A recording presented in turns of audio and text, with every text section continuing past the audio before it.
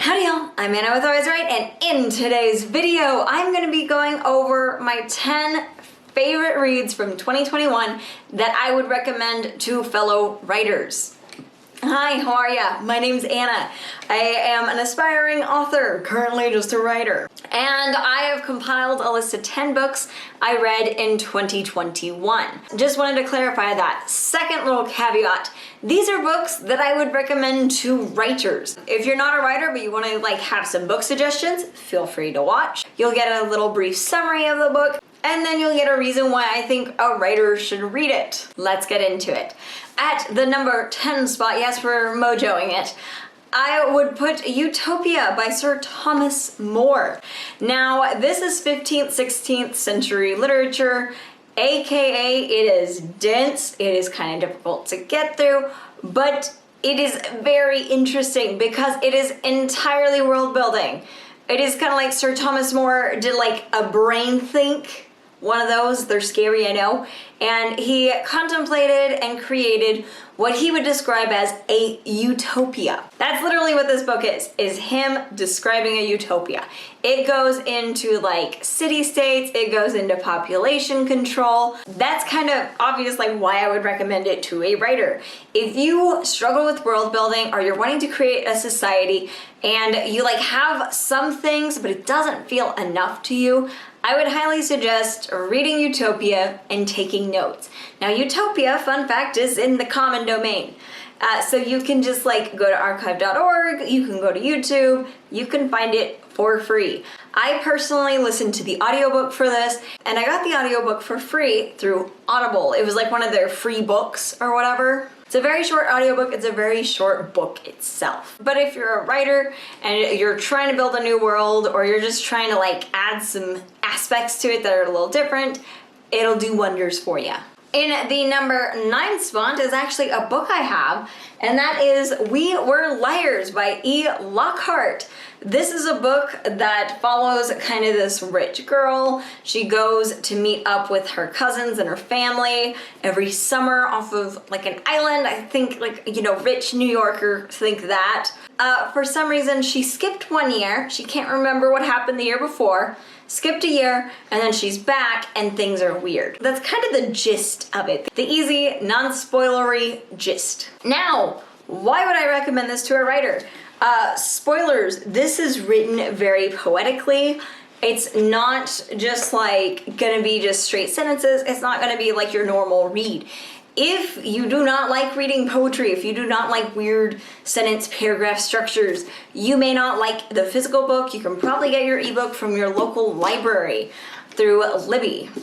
That's how I originally consumed it. But the reason I would suggest We Were Liars for writers is because it has amazing foreshadowing. I remember I finished the book and I laid down for 30 minutes just thinking, going, did this come out of nowhere? Am I just blind? What? And then I listened to the first 15-20% again, and I was like, oh my god, Lockhart did an amazing job with that. We Were Liars was absolutely amazing, especially the foreshadowing. Like I warned earlier, it is a little more poetic. It has kind of weird sentence paragraph structures. Maybe look at a few pages on Kindle or something before you decide to buy it. In the number 8 spot is The Giver by Lewis Lowry. So The Giver is a Newbery Award winning book. It's for young teens. I read it at the ripe age of 27, and I loved every second of it. So the plot of The Giver is it's a futuristic dystopian novel where society has kind of fixed all its problems. Everyone's the same, everyone has their assignments. It's super controlled, super micromanaged kind of a society. This predates Divergent, this predates Hunger Games. It doesn't really have that aspect of, oh, there's people that are literally starving. They're not really allowed to have emotions. They're really not allowed to have a lot of drive. And The Giver follows the protagonist as he is chosen to be the receiver. Giver, receiver, you get it. And he is to receive the memories of humankind. But the reason I would recommend it to a writer is because it does an amazing job of kind of starting out a world that feels very similar to us, and then gradually peeling back the layers and revealing how it's not so similar to our world and what we know. I'm trying not to spoil anything, so I don't know if you've seen it or you've read it, but I highly suggest it because there were some moments where I was just like, wait, what is going on? What is this experience that he's going through? And then like it clicked and I was just like, oh my God, they don't have that. So yeah, if you as a writer are working on kind of doing a dystopian world or doing a world that's similar to ours but like a little different, this would be a really good book to read to see how Lowry does it. And a little note, The Giver is the first in a series, but it stands alone really well by itself. So, on to number 7. Come on, Pinky, get in there, 7. And that is A Touch of Darkness by Scarlett St. Clair. This is a Persephone's and Hades retelling, and I believe it was like self-published originally, and then she made a deal and has gotten into like Barnes & Noble. I really like to buy like retellings. I think I have Lore down there. I have quite a few retellings just like in this stack behind me. I like them. This one is like a 400-page book, so it's a little bigger than the rest that I'm recommending. And yeah, I finished this in 20 hours. Not a spoiler warning, but just like a heads up for you going into this. It features sex scenes, and yeah, it's definitely a romance. Spoilers, Hades and Persephone's is a romance. But yes, there are sex scenes in this, explicit sex scenes. You can skip over them pretty easily. I don't think it would like detract. Like I said, my recommendations are varied. But this year, I believe I read like 3 or 4 retellings, and this was my favorite by far. This version of Hades and Persephone's, aka A Touch of Darkness, it's set in a different world from our own. The gods exist, they are out in public, but it's like super modern. It's not like ancient Greece kind of retelling of Hades and Persephone. And Persephone basically is a journalist, and she is a god that hasn't come forward yet to the public. AKA the public doesn't know that she's a god. They just think she's a human because her mother, Demeter, I think that's how you say it, probably not. She is hiding Persephone because she's trying to protect Persephone. And that's a whole plot point in itself. So what kind of writer would I recommend this to? I would highly recommend this novel to a writer that wants to do a retelling, but doesn't really know where to start, doesn't know like what's too much. This book basically takes the entire story, takes all the names, and takes like a lot of influences from it, but makes it its own. So this one is just really well done. It shows how you can take a well-known story and add your own twist to it, make it different, while staying true to Hades and Persephone. And in number 6 spot, Priory of the Orange Tree. This is the thickest book I'm recommending to y'all. And this is literally a book I would just recommend to people that aren't published but want to publish in fantasy. And I just wanted to give that spoilers before I go into it. So, The Priory of the Orange Tree came out in like 2018 or something. Book Talk made it like really popular again. Hi, that's why I found it, that's why I bought it, besides like it has a pretty blue dragon on it. And yeah, it's set in a fantastical world that like draws elements from Eastern culture and Western culture, especially the dragons. There are Eastern dragons, kind of like water dragons, like what you would see in like Raya and the Last Dragon.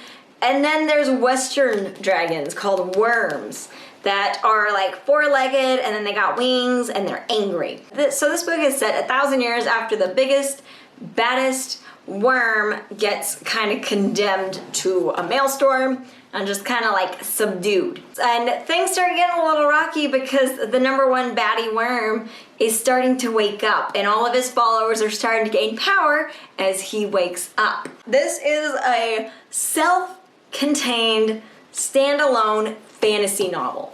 And that's why I'm recommending it for fantasy writers. Because if you're wanting to traditionally publish a fantasy novel, you need to keep that story self-contained.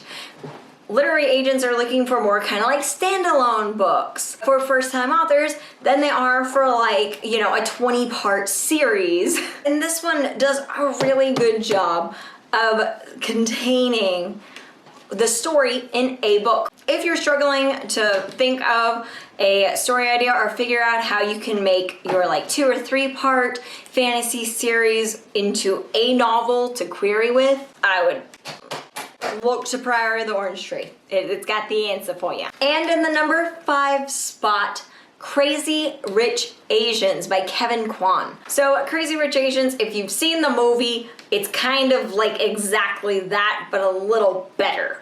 If you haven't seen the movie, Crazy Rich Asians follows this insanely wealthy family out of Singapore. The promise is definitely delivered on this premise of Crazy Rich Asians. I will note before you get to the comment section, I will note that Crazy Rich Asians follows kind of the Chinese Asian section of Singapore. It doesn't really hit on the Muslim section. So why would I recommend this story?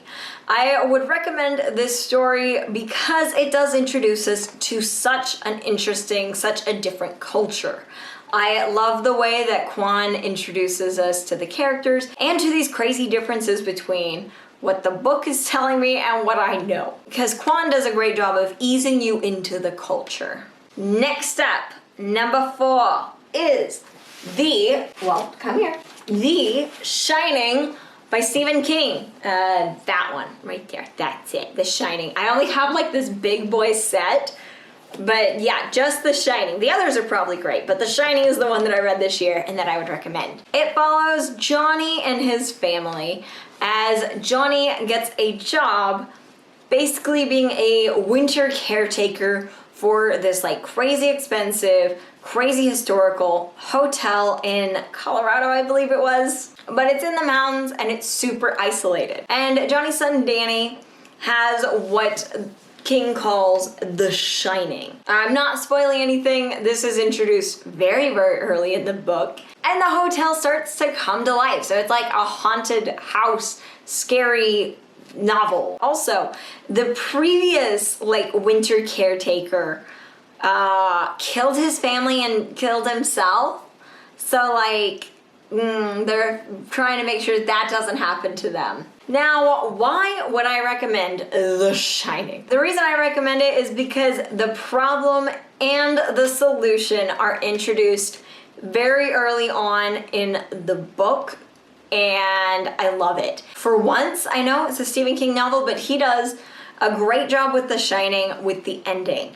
It didn't come out of left field. It wasn't like a, Jesus, how many drugs were you on? It's like he builds it.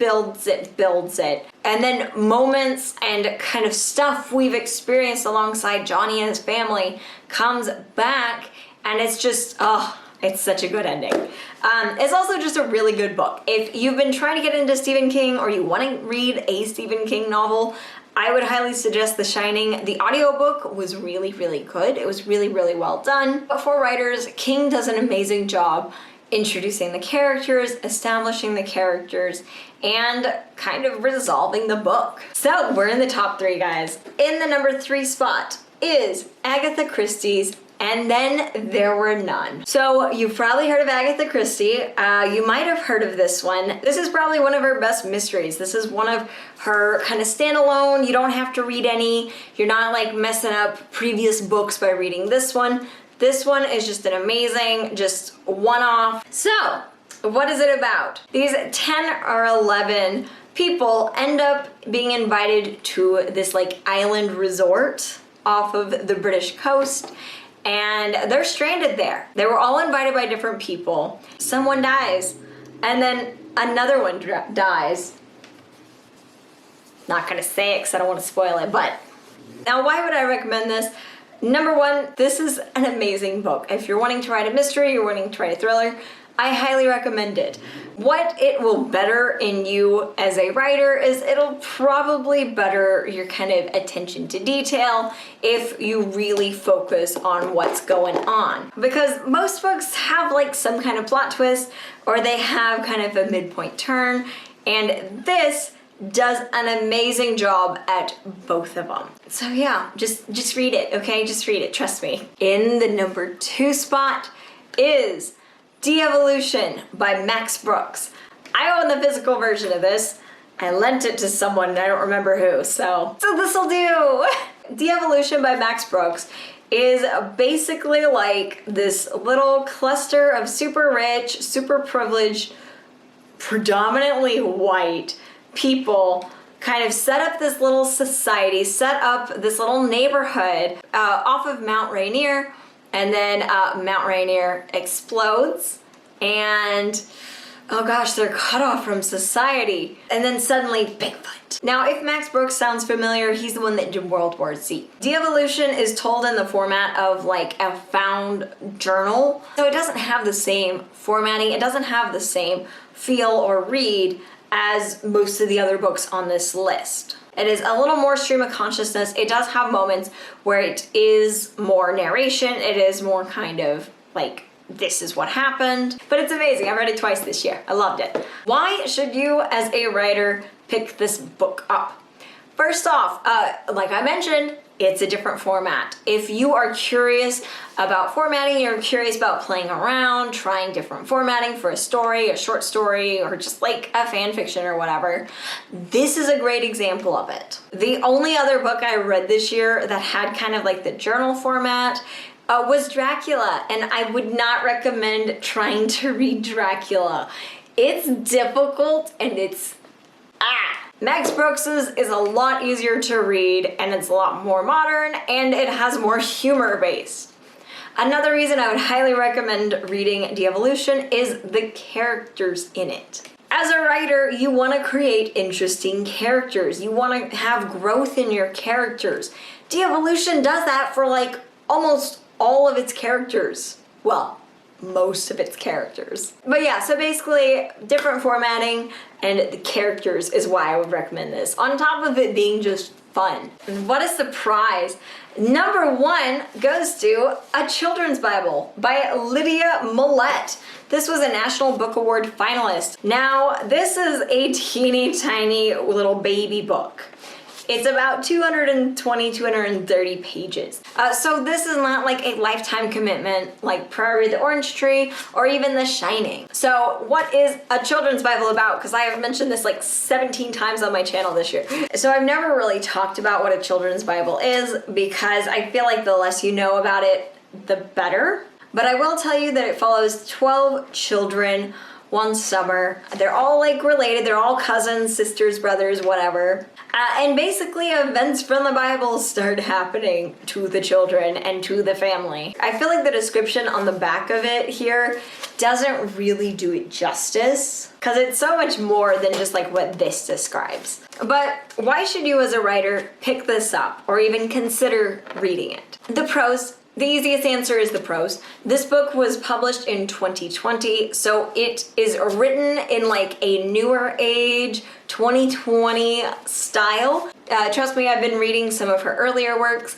They don't read quite like this. Lydia has done a great job keeping up with the times and adapting her writing to satisfy readers and critics alike. And I mean like the prose, the pacing, it's just really well done. Thank y'all so much for watching. Let me know down below what your favorite book from this last year was. Thank y'all so much for watching, liking, commenting, subscribing. It means so much to me. And as always, let's get writing. Bye!